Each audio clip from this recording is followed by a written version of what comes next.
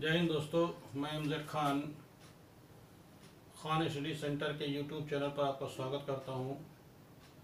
दोस्तों, कई दिन बाद आपके सामने आया हूं क्योंकि दोस्तों मेरी तबीयत ठीक नहीं चल रही थी। इस वजह से वीडियो आप लोग को नहीं मिल रहे थे। अब कुछ बेहतर है, इसीलिए आज वीडियो डाल रहे हैं। आइए शुरू करते हैं। देखते हैं, हम आपको पाश्चात्य कला पढ़ा रहे थे, तो पाश्चात्य कला में आज कुछ नई चीज़ बताएंगे आपको हम। आइए शुरू करते हैं। नवशास्त्रीयतावाद। नवशास्त्रीयतावाद को अंग्रेजी में नियो क्लासिज्म कहते हैं। इसको अंग्रेजी में कहते हैं नियो क्लासिज्म। अक्सर कभी कभी जो है पीजीटी में पूछ लेते हैं नियो क्लासिज्म क्या है, तो आपको जानकारी होना चाहिए। नियो क्लासिज्म मतलब नवशास्त्रीयतावाद। तो इस वाद का जन्म फ्रांस में हुआ। इसका नामकरण विंकेलमान ने किया था और इसके जो जन्मदाता थे जाक दाविद थे। ध्यान रखिएगा दोस्तों, अगर क्वेश्चन आता है कि नवशास्त्रीयतावाद का जन्म कहाँ हुआ, तो आप कहेंगे फ्रांस में हुआ। अगर आता है कि इसका नामकरण किसने किया, तो कहेंगे विंकेलमान ने किया है। अगर ये कहेंगे कि इसके जन्मदाता कौन थे, तो कहेंगे जाक दाविद। तो आइए शुरू करते हैं। नवशास्त्रीयतावाद 18वीं शताब्दी के उत्तरार्ध 18वीं शताब्दी के उत्तरार्ध में फ्रांस में एक नई शैली का जन्म हुआ और इस नई शैली का जो जन्म हुआ उसका नाम था नवशास्त्रीयतावाद। फिर ध्यान दीजिएगा, 18वीं शताब्दी के उत्तरार्ध में फ्रांस में एक नई शैली का जन्म हुआ, उसका नाम था नवशास्त्रीयतावाद। जिस समय ये इसका जन्म हुआ था उस समय फ्रांस का राजा का नाम लुई 15वां था। यानी उस समय राजा लुई 15वां था।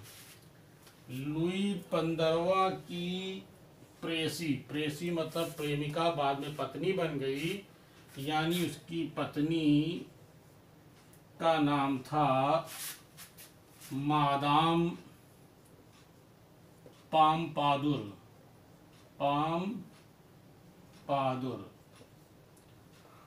मादाम पाम्पादुर का एक भाई था। उस भाई जो वास्तुकार था। वास्तुकार का मतलब यहाँ पर यह है कि जो वास्तुकार का मतलब यहाँ पर यह है कि जो स्थापत्य कला पर यानी वास्तुकला पर जो गहन अध्ययन करता हो उसको वास्तुकार कहेंगे।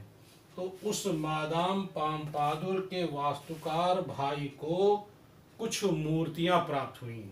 आइए देखते कौन सी मूर्तियां प्राप्त हुई।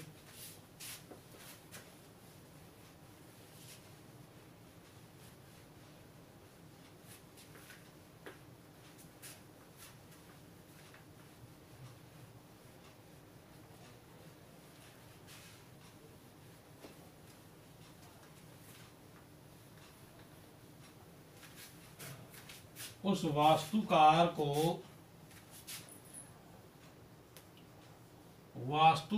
को दो मूर्तियां प्राप्त हुई।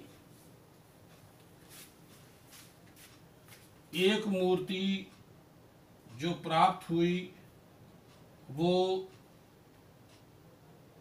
1738 की थी। ये 1738 की जो मूर्ति थी ये रोमन मूर्ति थी, जो इटली की हरक्यूलियन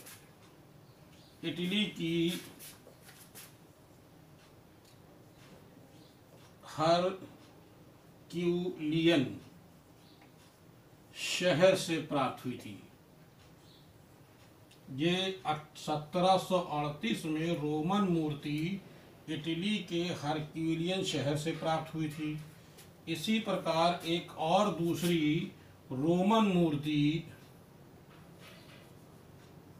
1755 में रोमन मूर्ति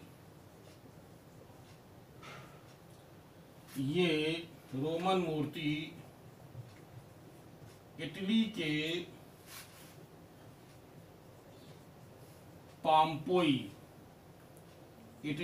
पाम्पोई शहर से प्राप्त हुई थी। तो जो दो ये मूर्ति प्राप्त हुई थी, यानी कि इटली में खुदाई चल रही थी, उस खुदाई में वहाँ से ये रोमन कथा पर आधारित रोमन मूर्तियां प्राप्त हो रही थी। उन मूर्तियों का उसने अध्ययन किया। अध्ययन करने के पश्चात उसको पता ये चला कि इस मूर्ति की जो जानकारी है वो एक विद्वान को मालूम है, और उस विद्वान का नाम है विंकेलमान। ये विंकेलमान जो थे ये जर्मन के रहने वाले थे, यानी जर्मन विद्वान थे ये। और जर्मन विद्वान उस समय वो इटली में थे। उस जर्मन विद्वान से मिलने वास्तुकार भाई जो है उससे मिलने गया। वहाँ जाकर के इस मूर्ति का पूरा गहन अध्ययन किया। तब पता ये चला कि इटली में वहाँ पर रोमन कथा पर आधारित रोमन मूर्तियाँ प्राप्त हो रही हैं। तो इस प्रकार से विंकेलमान ने इसका नामकरण जो रखा वो नाम रखा नवशास्त्रीयतावाद। अब कैसे इसका कहा गया, तो ये कहा जाता है कि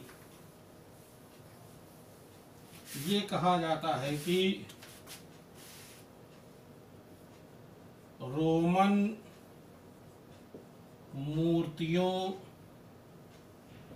के अध्ययन को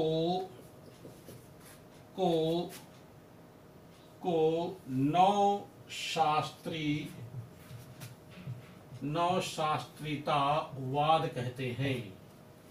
या ये कह लें हम रोमन मूर्तियों के अध्ययन प्लस रोमन कथाओं।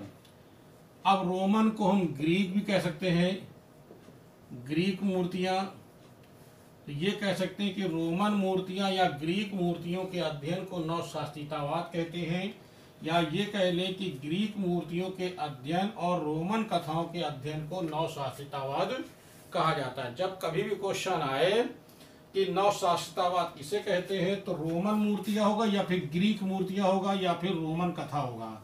इस बात को ध्यान रखिएगा दोस्तों।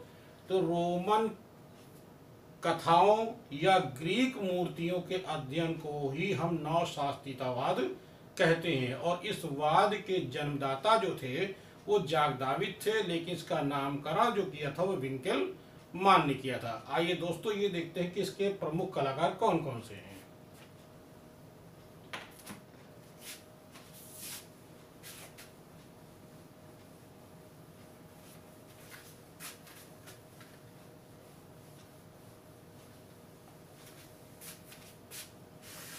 इसके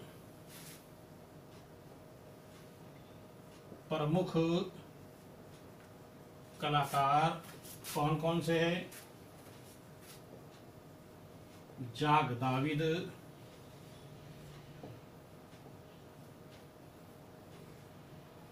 ग्रो, जिरार, प्रुंदा,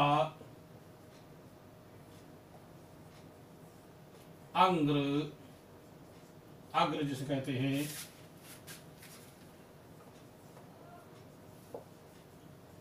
जियान ग्रास आदि। यानी इनके प्रमुख कलाकार हैं जाक दाविद, ग्रो, जिरार, पुरंदा, अग्र और जियान ग्रास। ये इनके प्रमुख कलाकार हैं। लेकिन इनमें सबसे जो प्रमुख कलाकार है उस कलाकार का नाम है जाक दाविद। तो आइए हम लोग देखते हैं जाक दाविद के बारे में जानकारी लेते हैं।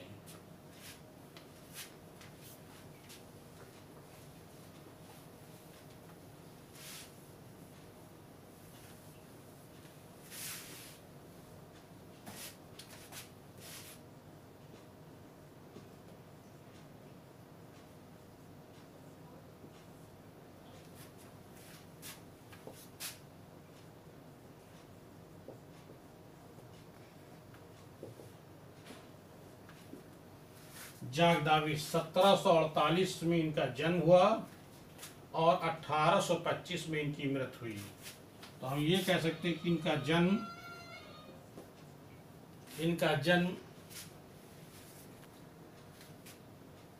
जन्म फ्रांस में हुआ और इसकी मृत्यु बेल्जियम में हुई। ठीक है दोस्तों, इसका जन्म फ्रांस में हुआ 1748 में, इसकी मृत्यु 1825 में बेल्जियम में हुई। आइए ध्यान दें जाक दाविद का जन्म 1748 में फ्रांस में इसका जन्म हुआ। जब इसका जन्म हुआ था तो उस समय फ्रांस में जो शैली अपने चरमोत्कर्ष पे थी, उस शैली का नाम था राकाको शैली, क्योंकि नवशास्त्रीयतावाद से पहले जो शैली चल रही थी उस शैली का नाम था राकाको शैली।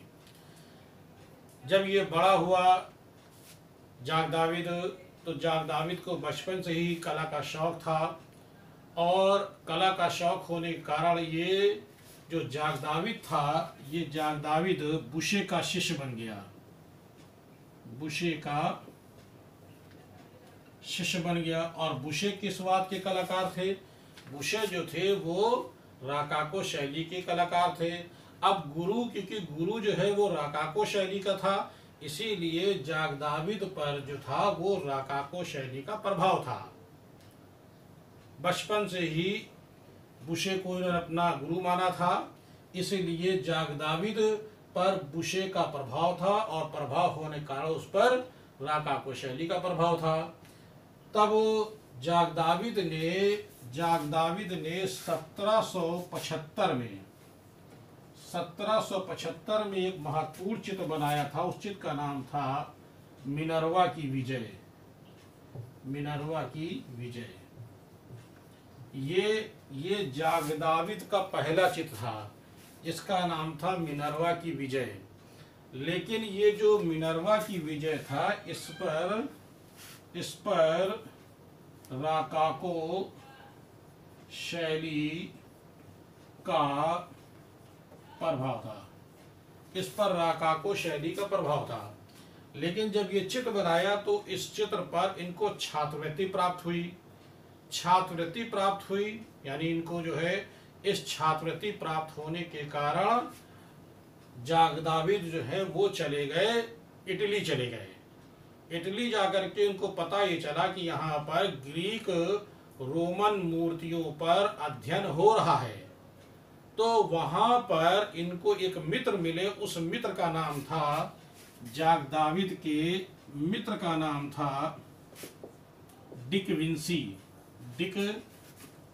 विंसी। ये जाक दाविद के मित्र थे। तो जाक दाविद के मित्र डिक विंसी ने विंकेलमान से इनका परिचय कराया।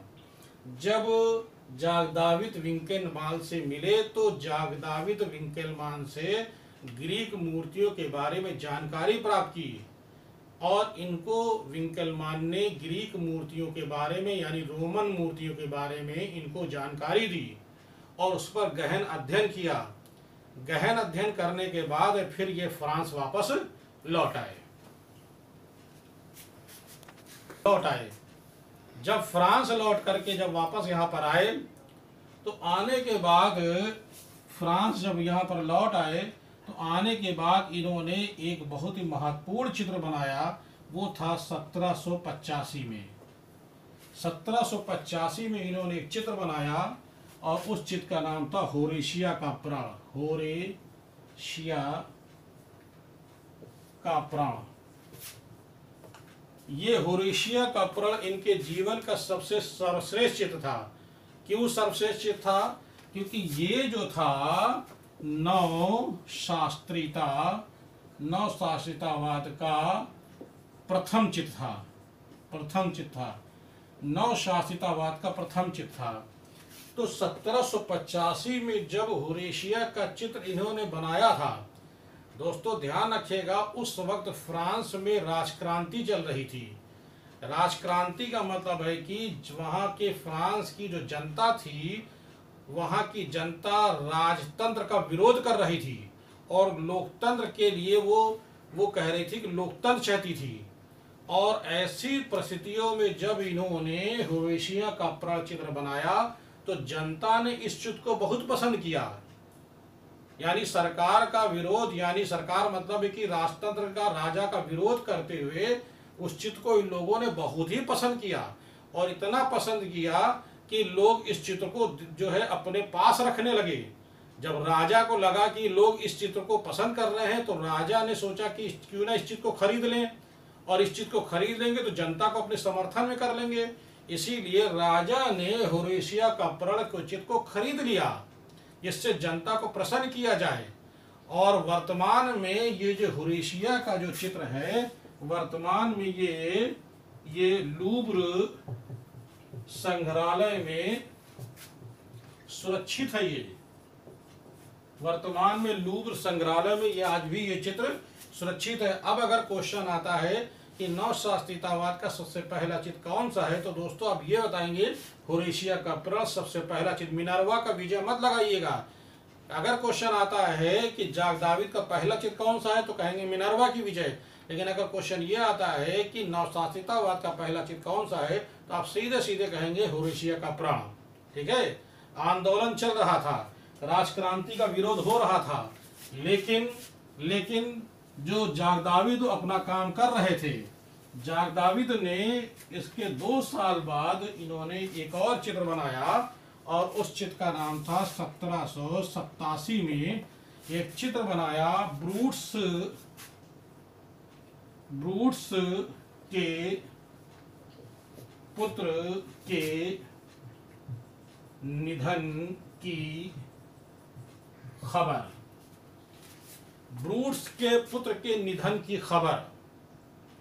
ये चित्र 1787 बनाया। जब ये चित्र बनाया था दोस्तों तो ध्यान रखिएगा उस वक्त राजक्रांति में पूरा चरमोत्कर्ष था, बहुत ज्यादा जो विवाद चल रहा था।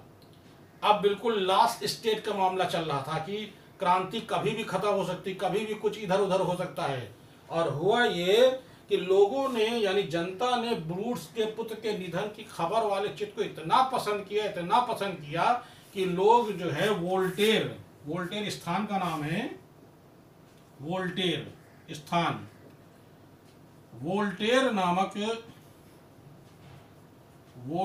नामक स्थान पर लोगों ने इस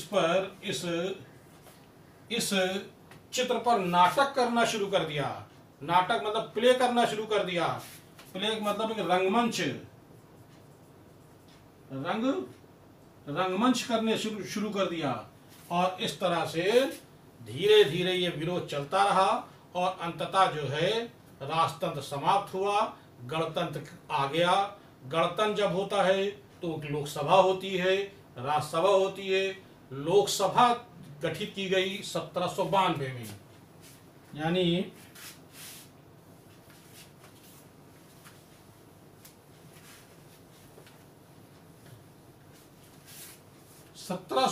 में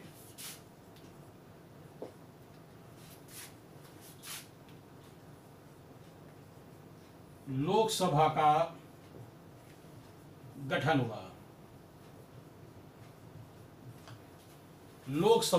हुआ। अब जब लोकसभा का 1792 में लोकसभा का गठन हुआ तो इस गठन में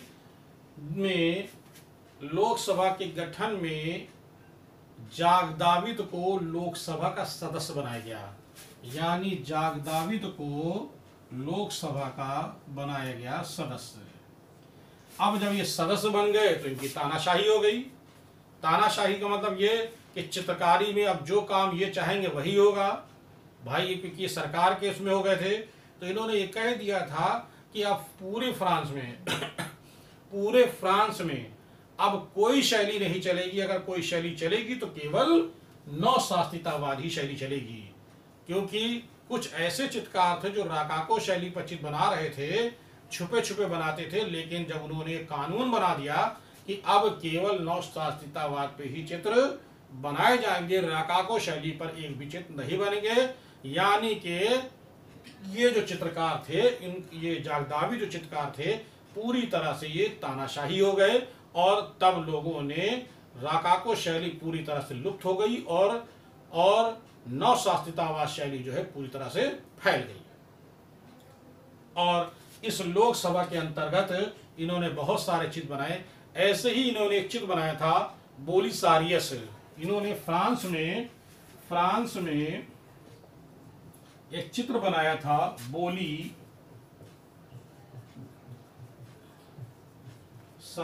चित्र। ये चित्र बनाया था। वर्तमान में ये चित्र लिली संग्रहालय में सुरक्षित है। ये लिली संग्रहालय कहाँ है? फ्रांस में है। तो बोलिसारियस का चित्र इन्होंने तभी बनाया था जब ये फ्रांस में थे और ये वर्तमान में चित्र लिली संग्रहालय में सुरक्षित है। लेकिन दोस्तों, राजतंत्र, गणतंत्र यानी लोकतंत्र, इस पर मामला चलता रहा। एक बार फिर जो है फ्रांस की जनता फिर जो है एक बार उलटफेर हुआ और एक बार फिर से एक नई सरकार बनी। नई सरकार का मतलब है कि नेपोलियन का 1804 में नेपोलियन का राज हुआ और लोकतंत्र खत्म करके राजतंत्र फिर शुरू हुआ। 1804 में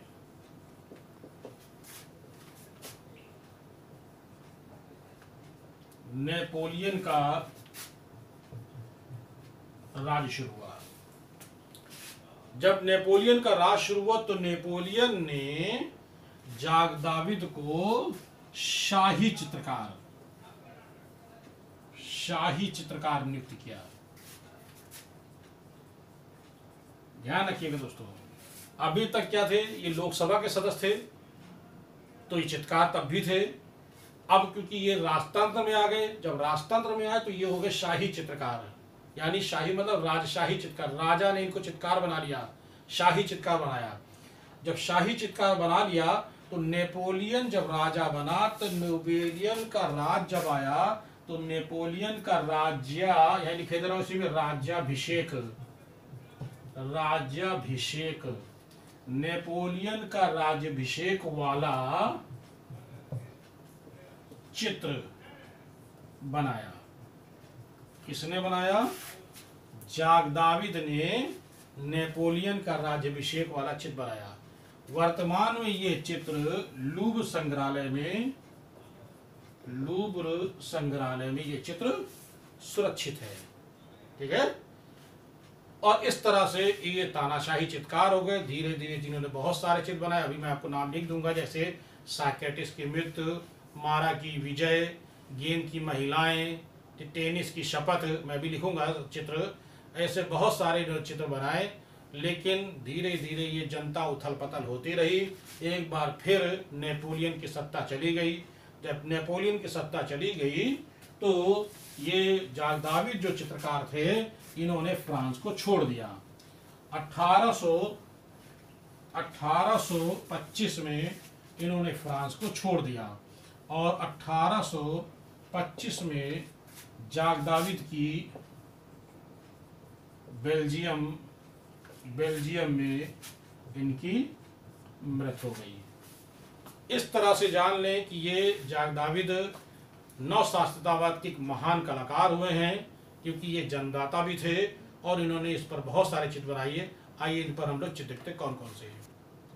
आइए दोस्तों कुछ इनके प्रमुख चित्र देखते हैं। सेबाइंस पर बलात्कार इनका बहुत प्रमुख चित्र है। ब्रूट्स के पुत्रों के शव का दहन, मैं पीछे आपको बताया था वो चित्र दूसरा है, ये चित्र दूसरा है।